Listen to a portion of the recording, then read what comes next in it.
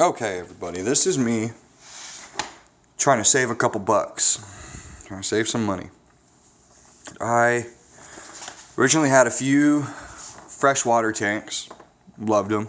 I actually really want to start a reef tank, so I'm working with what I have. This is a tank that I got from a friend for damn near nothing. It's not a custom tank, so I can't drill it. Presents the first problem. So what I did was I went in my garage and I looked for some stuff that I had laying around and found a bunch of 1-inch PVC and couplings and fittings. And granted, I did have to buy some of the stuff, but it was pretty cheap. Home Depot, pretty good prices. Started with 1-inch. I got my 1-inch pipe, 90'd off twice, down submerged into the water. And then a comes all the way down. I've got my union for cleaning all that good stuff, and I've got my ball valve. Goes into the pump, the heater's right next to it. Working pretty well. I have noticed that it has never turned off since I put it in there, so I actually went ahead and ordered a bigger heater. It's the first money I spent. Not too much. I got it on Amazon. Aqua Glass, I think I paid $21 or something of the sort for 300 watt. I believe that's 150 watt. Very underrated, I know that, but it is actually, it's working. It's holding temperature pretty well. But like I said, I got that other heater for a little bit more power. Refugium, Sump. Sump was 100% recycled materials. All the glass you see came out of windows that I used to install and demo windows, so I had a few window sashes in my garage. Pulled the panes out, cut them down to size. The tape is because it's a little bit sharp. I haven't gotten any sandpaper to sand it down yet. Got a couple different sections here. I've got my where I'll have a filter sock or some kind of media to catch all kinds of stuff. I've got the second one right here. I'm actually going to be putting my protein skimmer in there. Also bought a protein skimmer for, I think it was $21 off of Amazon. I don't really remember the name of it right now, but I looked up the reviews and apparently it was a pretty damn good buy. So got my Refugium right here. The panels are not straight. My louver things right here, they're not straight, but that's because I wanted a wider face than the Refugium, so kids come and stuff, I can open it and they can just look into it and see a bigger tank versus straight and get a couple inches like that.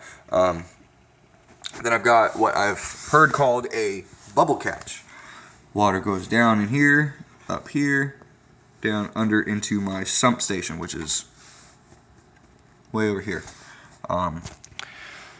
Actually off of an old aquarium that I retrofitted with a canister filter. I had the hang on the back filters that came with these guys, little cartridges that I ended up finding in the garage and then throwing some activated carbon into, and they just happened to fit in between my bubble catch. Perfect.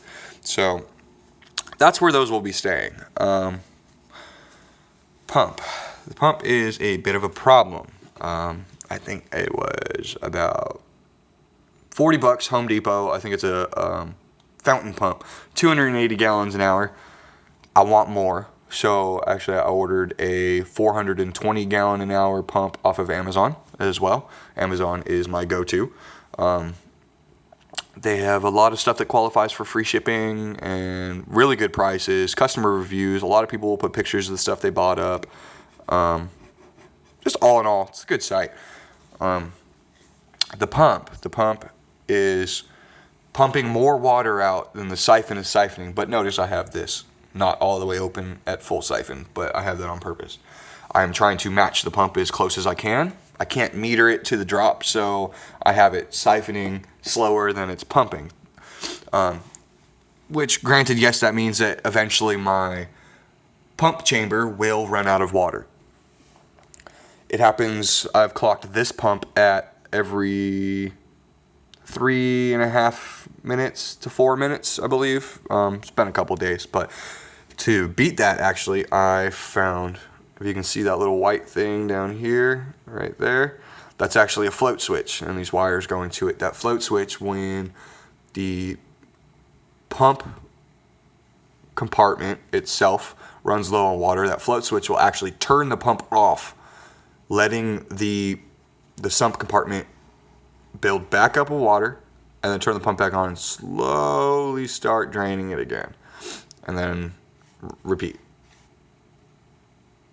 I'm hoping that I can adjust it down to turn off every about 30-ish minutes with this new pump, because I'll be able to open that a little bit more. I'll have a little bit wider of a range. Now, pumped back into the tank, I have, which again, most of it was recycled material, like this tube. Okay, so the tube is 5/8 ID vinyl cross-threaded tubing. I actually had some of that in my garage. Wire nuts, that's just for the pump. I'm going to get a junction box actually mounted in here. That way it's kind of out of the way. Comes up to a barbed fitting. Put my hose on. Of course, I've backed it up, secured it with a pipe clamp.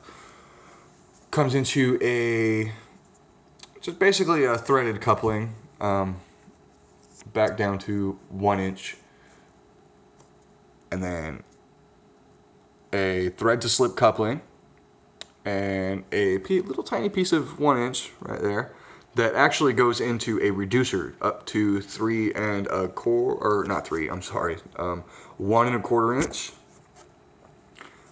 Up to 1 1/4 inch. That way I can screw my check valve in, which is actually very important, because before I had put this check valve in, the back siphon, when the pump would turn off, it would siphon back in and go through the pump. It was actually ripping up my pump.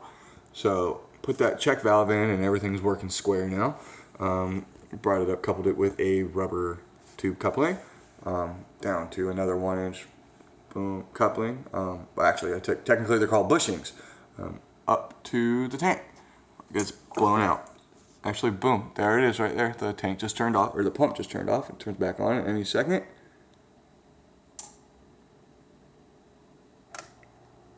Boom. It only takes that long. It's only off for a split second, but I am really worried about how often it turns off. So I want to get that to about every 30 minutes instead of every 3 minutes and 50 seconds. I've got my timers, electrical surge. I'm actually going to plug this surge protector, instead of this orange wire, I'm going to go get a ground fault surge protector and plug this surge protector into the ground fault. Like I said, eventually I'll have some media in here somewhere to catch any debris. I have a bunch of sand and rock in there. I probably have a couple fishies. Alright, well, that's just about it for now. I actually just ordered a bunch of stuff off of Amazon. Power heads, thermometers, protein skimmers, new pump, just sand, rocks, all kinds of stuff. I will be doing a review when I actually receive the packages. I'll be doing an opening video when I decide to open. One more thing. I had a problem getting the siphons started because, I mean, as you can tell, I can't exactly fit my head down there and suck on that pipe to get the water to start. Tried it with a hose. It was it was hard to get the hose onto the end of the PVC and then get it off without breaking stuff. So I actually came up with that guy right there. That's 1 inch pipe, vertical, with a 1 inch to 3/4 reducer T, 90 off to 3/4. Comes up the top of the tank. It's actually above, that's the bottom of the 90s. So it's actually, doesn't quite, and I'll explain why. When you are trying to, especially when you're filling this up, when you have an empty tank, you can hear it a lot better, but you can see the water flow. You fill this up. I found, actually, I have an old Windex bottle that I've washed out several times that I use to just kind of top off filters or prime my filters or anything like that. So I've used that to fill this up. it fills up the entire thing from the ball valve. Of course, you make sure this ball valve is closed and you fill it up. Fills up the entire thing. And when you end up filling up the whole thing, instead of the water coming out here, because this is where we're filling it out, it actually, because this is lower, it starts flowing out of here before it gets to the top of this. So that's when I know I'm good, when I can see it start coming out, or I can hear it start coming out. Put the cap back on. Pop that ball valve. Of course, with the water, with that pipe submerged underwater. Open that ball valve. Pulls all the water from this tube right here down into it, creating suction. And all this will fill up with the water from the tank. And just start your siphon. I thought that was pretty smart. I was really proud of myself. Okay, anything else? No, that's just about it, y'all. I will be putting more videos up. I would surely appreciate some commentary, some advice, anything y'all have for me. I am on a significant budget.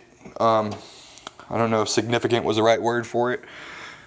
I'm on a very low budget. I'm a baller on a budget. So if you are going to give me advice like, oh, buy this super thing that's hundreds of dollars, I'm probably not going to follow that unless you can give me a link on how to build it. I'm very handy, very good with my hands, pretty smart, I like to think. So any questions, comments, or advice, go ahead and shoot them to me. Oh, also, if anybody wants a 45-gallon bow front, hit me up.